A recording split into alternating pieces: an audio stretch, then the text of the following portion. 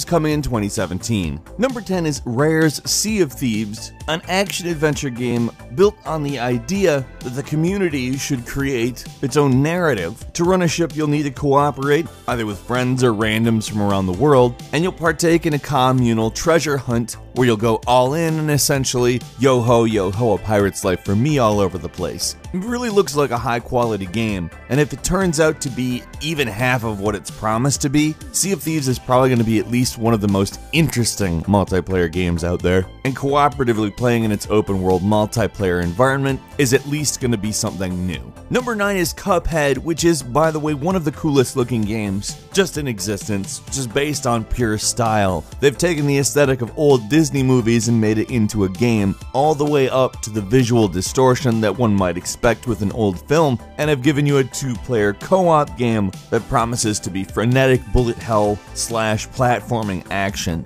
The game is based very much around the idea of traditional run and gun stuff, all the way down to the exploits of hitboxes. This game has been in the works a while and we've never lost excitement for it. It really looks like it's going to be a big deal for anybody who likes this kind of game. Number 8 is Fortnite, which is a co-op sandbox game built primarily around the idea of building. The emphasis in the title is on the word fort. In some ways, if Team Fortress had never existed in the form we all know it as, it might be an appropriate name for what this game actually is. Epic Games sort of put together a Minecraft meets Left 4 Dead situation, at least according to its founder, Tim Sweeney, in which you have to scavenge for items, craft with materials, and build a fort defending yourself from zombies over a period of 14 days, hence Fortnite, which is, if you're aware, how long a fortnight is. I have a feeling this is going to be one of those really good co-op but competitive games where people come up with so many different ways to compete. For instance, who has the best team that lasts the longest against the most enemies, and then there's also the PvP mode that's going to be included. Number 7 is State of Decay 2, which is said to have a much more cooperative element to it. The sequel to the very big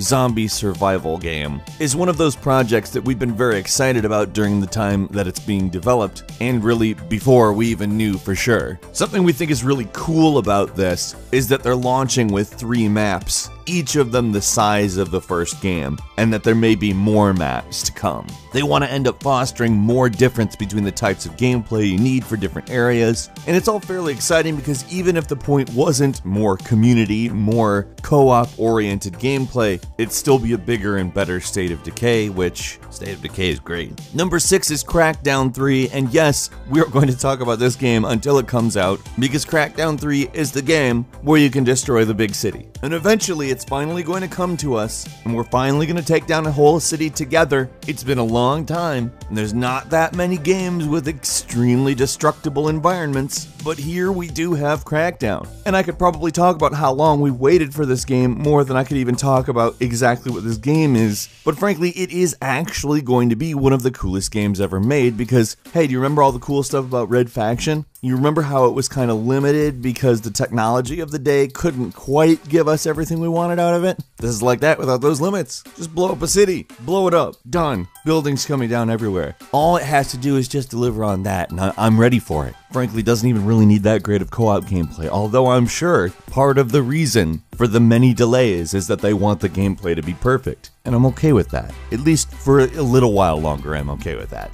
Number 5 is Tom Clancy's Ghost Recon Wildlands, which really took a different approach for the Tom Clancy series, giving you an open-world tactical shooter. But as with any Tom Clancy, the real main attraction is working together as a team. Frankly, the entire Tom Clancy series excels at this, and even plopping it into an open world pretty much didn't mess that up in any way. It's fantastic, team-based gameplay, and although it has seen a pretty large change in moving into the open world, and that transition hasn't been perfect, it still is a very good game. Tom Clancy's Ghost Recon, though, typically pretty good. Number 4 is Halo Wars 2, a military science fiction real-time strategy game that shockingly builds on the first game in such a great way, it's hard to believe they completely changed devs. Now, it's important to note that this is not a perfect game. It is not a super in-depth tactical game. However, as far as being a good RTS to play with friends, really tough to beat this one, especially if you have friends that are more interested in just the experience of playing together as opposed to,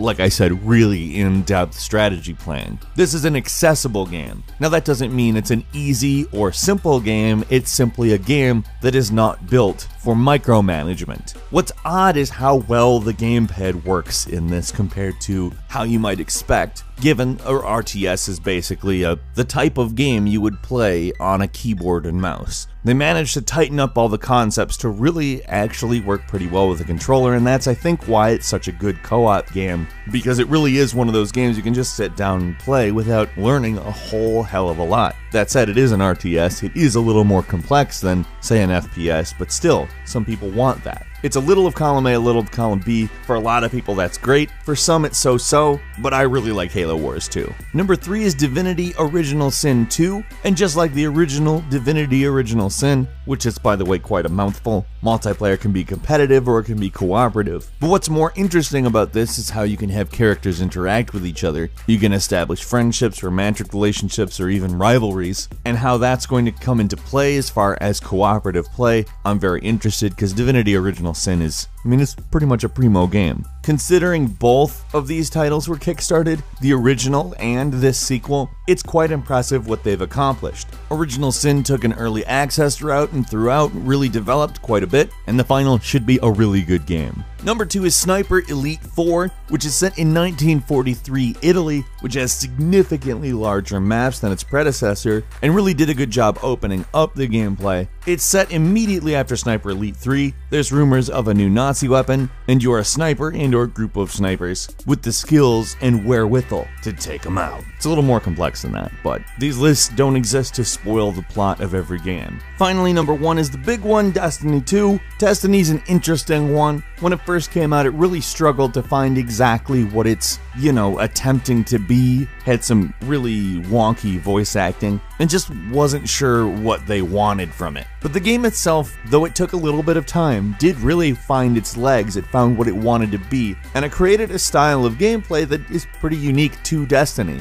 In some ways, it's kind of like Journey's multiplayer if Journey was in fact a first-person shooter, but it's not the only way to play the multiplayer either. There's much more traditional party making if you really want, and I would assume that Destiny 2 is probably going to be the same. Bungie did a really good job of making this into a solid game over time, and Destiny 2 will benefit from all that experience. It's obviously not just big open world multiplayer Halo. There's a lot more to it, and I'm excited for when they start out with all of that type of experience just built into the game, where they'll build from there. Some bonus games for you. For Honor, first, is a hack and slash game in which 3 factions fight with each other, and yes, it does actually play pretty sweet. Toukiden 2, the sequel to the hunting action game. This is a pretty standard hack and slash game with a surprise